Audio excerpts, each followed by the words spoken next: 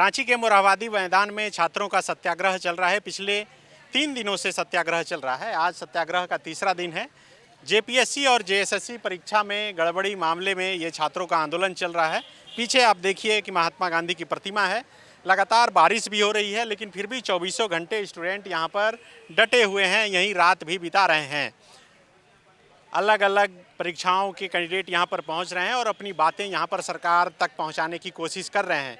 देवेंद्र नाथ महतो जो शुरू दिन से लगातार यहाँ पर डटे हुए हैं, रात को भी यहीं रह रहे हैं।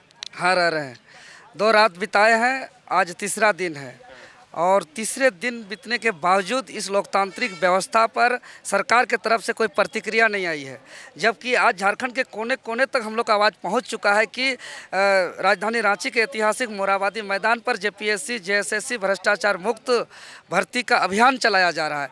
अनिश्चितकालीन सत्याग्रह पर छात्र बैठे हुए। स्टूडेंट का सपोर्ट मिल पा रहा है उस हिसाब से? जी, मिल रहा है। कल शाम पर भी पूरा युवा जेएनजी आए थे और अभी एक टीम हम लोग बांटे हैं।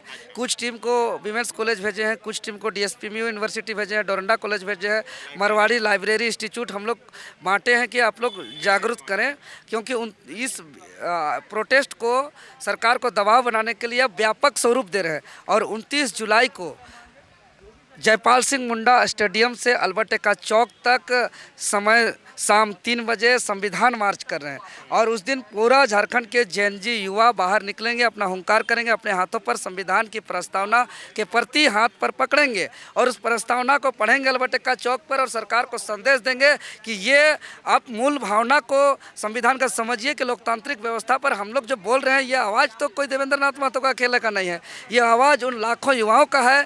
लोग बोल भी रहे हैं कि पॉलिटिकलाइज हो गया है, ऐसा क्या? नहीं, ऐसा बिल्कुल नहीं हुआ। किस आधार पे? आप सिर्फ समर्थन दे रहे हैं, ये जेल कैम्प का आंदोलन नहीं, बिल्कुल नहीं। कहीं जेल कैम्प का ना झंडा है, ना पोस्टर है, ना बैनर है। और हम शुरू दिन पहला प्रेस कॉन्फ्रेंस करके जो उजागर किए पहली बार जेपीएससी गड़बड़ी को, तो उस दिन आज जो एक्शन देख रहे हैं जेपीएससी पर, चाहे सीआईडी का छापा, चाहे अभय तिवारी का गिरफ्तारी या श्वेता गुप्ता की गिरफ्तारी या रिजाइन एल ख्यांगते का, शायद पहली बार हम लोग इसको उजागर नहीं करते तो शायद एक्शन भी होता कि नहीं तो उत्पात सिपाही जैसा इन लोग क्लीन करके अपना आगे प्रक्रिया कर लेता है। उत्पात सिपाही में तो 250 स्टूडेंट गिरफ्तार हुए थे, लेकिन उस पर कहाँ कोई कार्रवाई हुआ।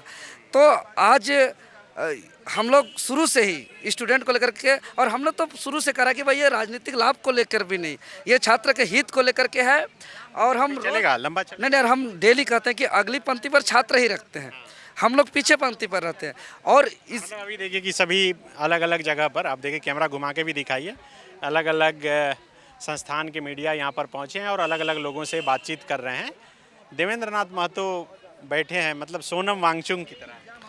देखिए, उसका तुलना तो हम अपने नहीं कर सकते, वो बहुत महान व्यक्तित्व। चाह रहे हैं कि एक मजबूती से कोई आदमी रहे जो 24 घंटा। जी बिल्कुल, चूँकि देखिए बात कहने वाले तो कुछ भी कह देते हैं, लेकिन यहाँ अगर रात को देखिएगा तो हम लोग ये जब पहला दरी बिछा रहे थे, प्रशासन हम लोग को ये दरी छीनने का काम किया था। पोस्टर हम लोग को 2 बार उतारा गया था। फिर ये जो आप तिरपाल देख रहे हैं, ये तिरपाल को आज हम लोग जब बारिश हुई ज़्यादा तब हम लोग इसको मंगाए। रात को 15 मिनट के लिए एक बार बारिश हुई थी, लगभग 2:30-3 बजे, तब हम लोग के पास कुछ भी नहीं था। पेड़ के नीचे हम लोग खड़े होकर के बारिश छूटने का इंतज़ार किए थे। तो कहने से नहीं होता, मात्र 4-5 ही लोग रात में रुक पाते हैं। दिन में डिमांड क्या है, लोग जानना चाहते हैं। हाँ बिल्कुल, ये सबसे इम्पोर्टेंट बात है। चूँकि 26 साल में अभी स्टूडेंट के बीच हर मामले को उठाते हैं। अभी देखा होगा कि जेपीएससी और जेएसएससी पर पिछले 26 साल में एक भी परीक्षा निष्पक्ष और पारदर्शिता और बिना विवाद का नहीं हुआ है। हर एक परीक्षा पर कुछ न कुछ गड़बड़ी, कुछ न कुछ विसंगतियां, त्रुटि, और हर एक परीक्षाओं के बाद धरना, प्रदर्शन, आंदोलन हुआ है। और इसका प्रत्यक्षदर्शी हम सबसे ज़्यादा हैं, क्योंकि हम सबसे ज़्यादा लाठी खाए हैं, FIR तक लिए हैं, जेल तक गए हैं।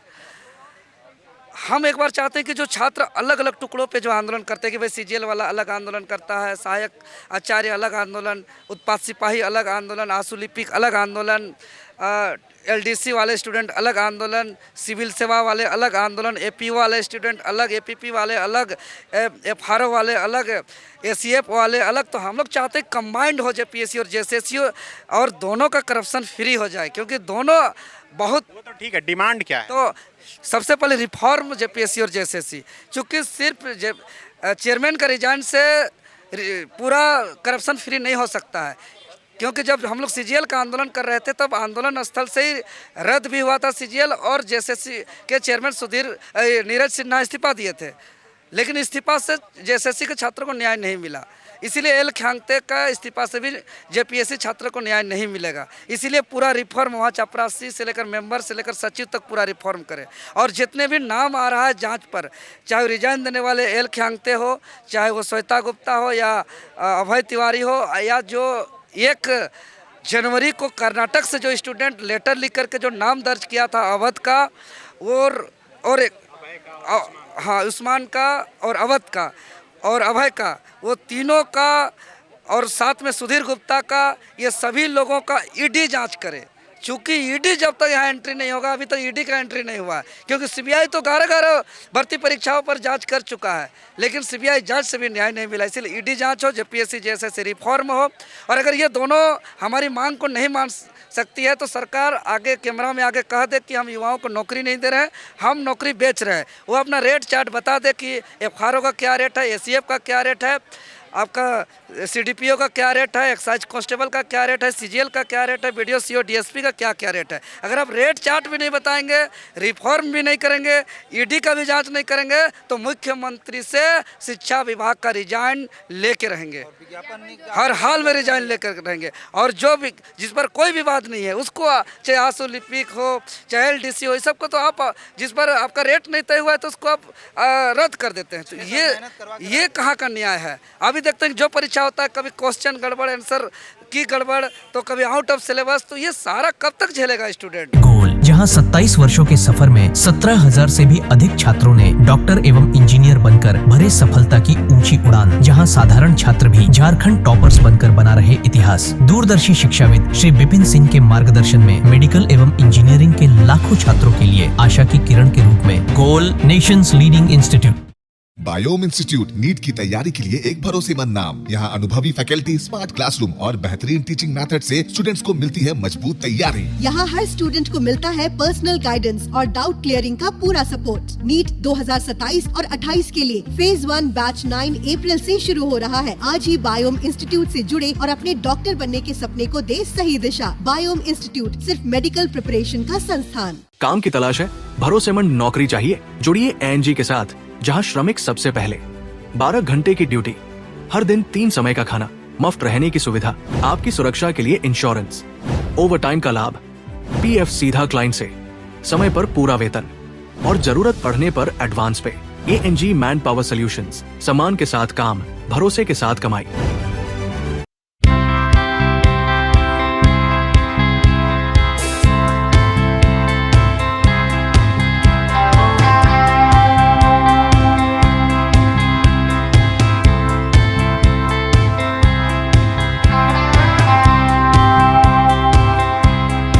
thefollowup.in.